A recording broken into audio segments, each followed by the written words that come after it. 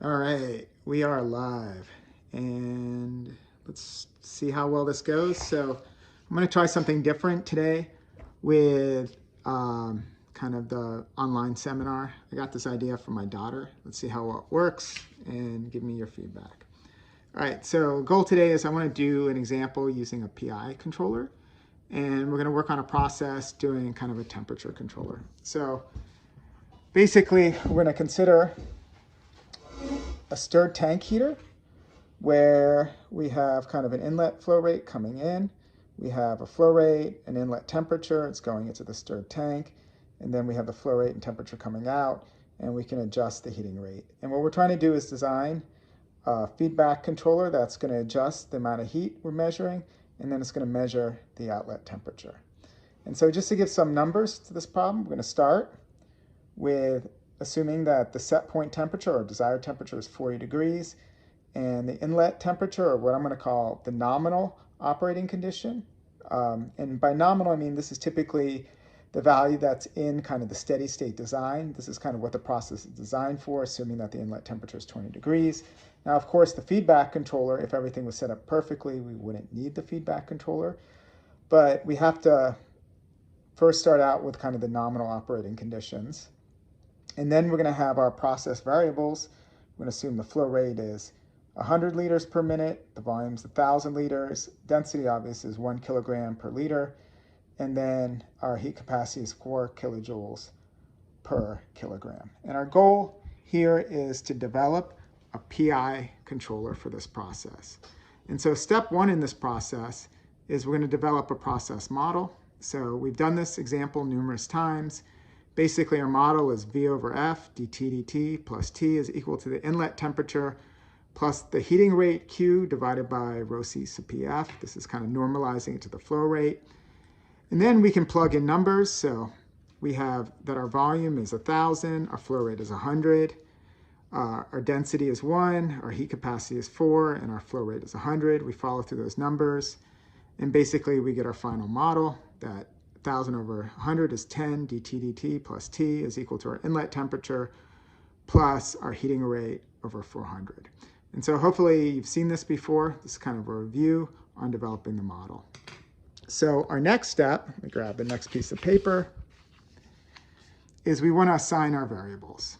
So in any kind of control problem, so if we have our control problem up here, first thing we want to do is assign what we know as our controlled variable. And this is basically what we're trying to control in the process. And in this case, it's our outlet temperature, T. Our manipulated variable, this is the variable that we control. In this example, it's our heating rate, Q. And disturbance variable, in this case, is going to be our inlet temperature. Now, obviously, there could be other disturbances like flow rate, but we're going to assume that the flow rate's constant and that just our inlet temperature is the disturbance variable. And then finally, we have our set point, which is we're going to denote by T set, and that, as I mentioned already, is 40 degrees C. So if I come over here, do some real-time editing, and then we're going to have 40 degrees C for our set point temperature. So the next thing we want to do is think about our steady state, or at least our nominal operating conditions, because we don't know what our temperature is, our heating rate at steady state. So this is kind of in the absence of control, so we can just basically do steady state analysis.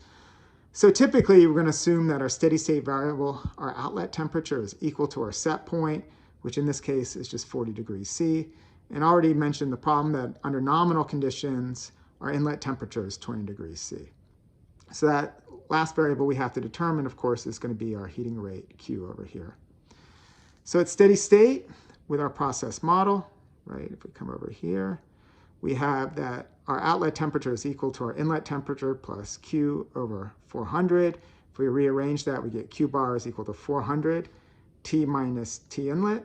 And I should put bars there to emphasize that these are steady state variables. And then if we plug in, we get 400, 40 minus 20, which is 400 times 20, which is 800 kilojoules per minute. And that's kind of our steady state temperature. So here's just kind of the solution that we're looking for. All right, next page. So as before, once we define our deviation variables, kind of pulling this up here. All right, we want to define our deviation variables. So as before, our outlet temperature is just our temperature minus the steady state value, which is T minus 40 degrees. Our inlet temperature, T inlet prime, is T inlet minus T inlet bar, T minus 20 degrees C. And then Q prime, which is our heating rate and deviation variables, is Q minus Q bar, which is Q minus 8,000 kilojoules per minute. Likewise, we have our ideal set point, which is our steady state set point, this one over here. But we can also think about deviations to that set point. This would be changing the thermostat on our process. And so we can set T set prime is equal to T set minus T set bar, which in this case is T set minus 40 degrees. So there's one other variable, which is our error signal. Kind of zoom in here, which is our error, which is defined as T set minus T. This is what's going into the feedback controller. But we can also recast this in deviation variables. And to see this, we just add to the right or left. We add T set, and then we subtract T set bar. Then we can rearrange this. We have T set minus T set bar and T minus T set bar. But notice that T set bar is just our steady state value for T, or T bar. And then because these are just our deviation variables, we have that E is equal to T set prime minus T prime. And so what's cool about this is that our error signal, we can either work in the absolute units or in our deviation units. So it doesn't really matter because we're just adding and subtracting a constant number from this process. Since we're looking at a difference, it doesn't really matter that we're working on deviation variables or not. So now we can recast our model. So our model in terms of deviation variables, we just replace prime with all the different variables. So we have 10 dTd prime plus T is equal plus T prime is equal to T inlet prime plus Q prime over 400.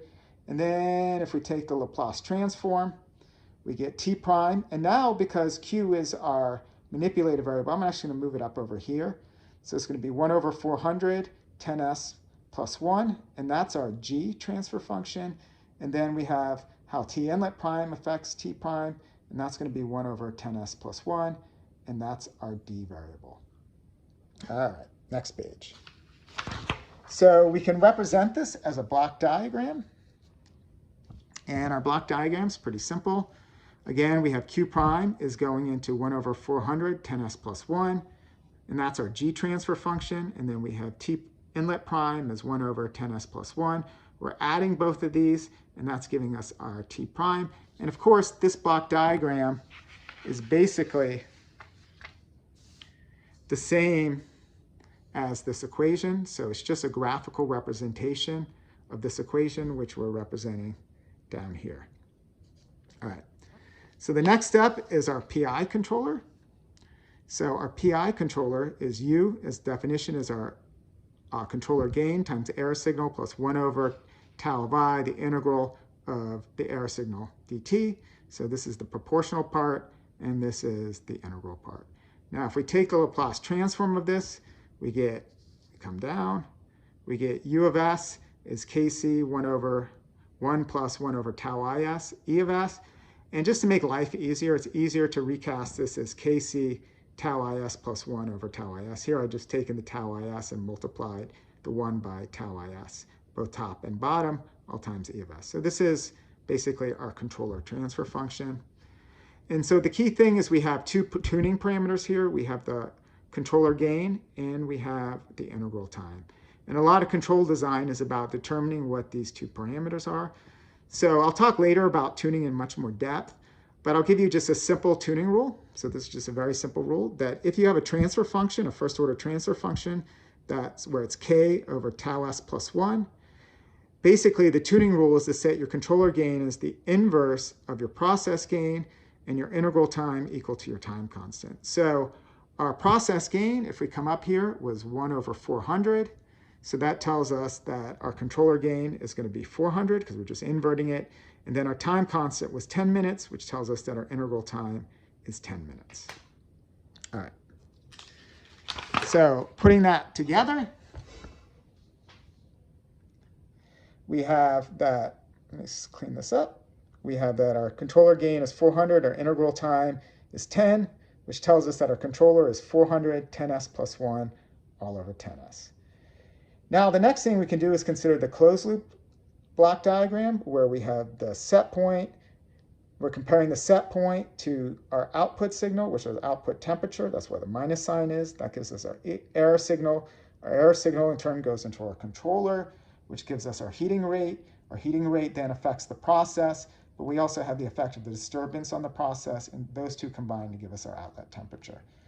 Now the formula for this, again, if I'm trying to see how T set affects T, I take the straight path, so I go T set, which goes C, G to T prime, so that's my CG, and then I do 1 plus what's in the loop, and in the loop is a C and a G.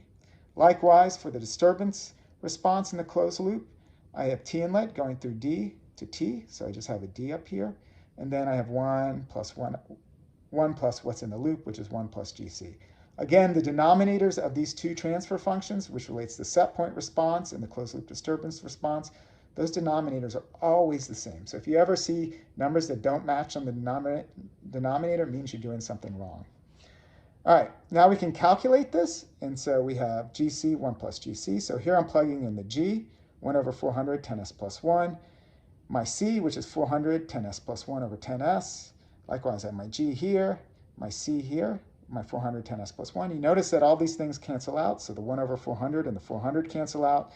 The 10s plus 1, the 10s plus 1 cancel out. Same 1 over 400, 400 cancel. 10s plus 1, 10s plus 1. You carry through this out, you get 1 over 10s all over 1 plus 1 over 10s. And if you simplify it, we get a first order transfer function for the closed loop set point response, which is 1 over 10s plus 1. Likewise, our disturbance response, we have our D, which is 1 over 10s plus 1. And then we have our 1 plus GC term. It's always good to break out the D part to the left. It just makes the math easier, because often this part and this part won't actually not simplify with one another, but this part often will simplify.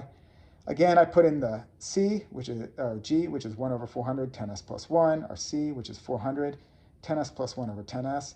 400s cancel out, the 10s plus 1 part cancels out, and I come down to, again, my D, which is 1 over 10s plus 1, and then I have 1 over 1 plus 1 over 10s, and that gives me my closed loop disturbance transfer function, which is 1 over 10s plus 1 times 10s over 10s plus 1.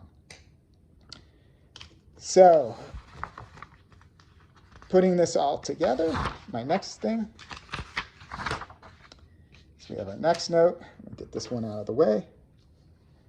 So we have our two closed loop transfer functions. We have GC over 1 plus GC, which is just a first order system, so it's 1 over 10s plus 1. And then we have our disturbance transfer function, which is D over 1 plus GC, and that simplifies actually down to a second order transfer function with a 0 here, because we have an s in the numerator, but it's 10s all over 10s plus 1 squared. So bottom parts aren't the same here, a little bit different, but overall we have kind of a similar structure. So let's do an example of how we would evaluate this. So maybe we're going to consider a set point response. So maybe our set point is going from 40 to 60 degrees C. And in terms of deviation variables, that tells us that T set is a step input of magnitude 20, so 20 over S. If we come down to this, our function is T prime is GC, 1 plus GC times T set prime. In our case, GC over 1 plus GC is just 1 over 10s plus 1.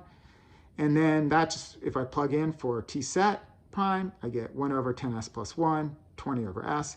And this is just a first order step response with magnitude 20 and time constant 10. So we've actually done this part before, where we have the 20 and then the 10s plus 1. So if I sketch the response, I'm going to have a first order response. It's going to go to magnitude 20. When I'm 2/3 the response, I'm going to be at 10 minutes.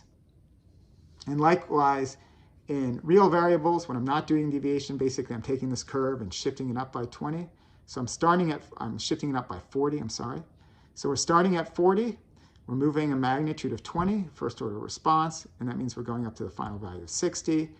And then our 2/3 part, which is at the 10-minute part, that's 40 times, it's 40 degrees plus 2/3 times 20. So the 2/3 times 20 is that distance, and then we have to add the 40 part over here. Key thing is that we are offset free. I have a spelling mistake, so that's free there. And by offset free, I mean our outlet temperature is actually going to our set point. So if we started up here, we said we're changing the set point from 40 to 60. And we're assuming that we're initially at set point. That's kind of standard. And then we're saying what happens when we change the thermostat for the system to 60 degrees. And we see that we're transitioning from 40 to 60 degrees as desired. So that means we have no steady state offset.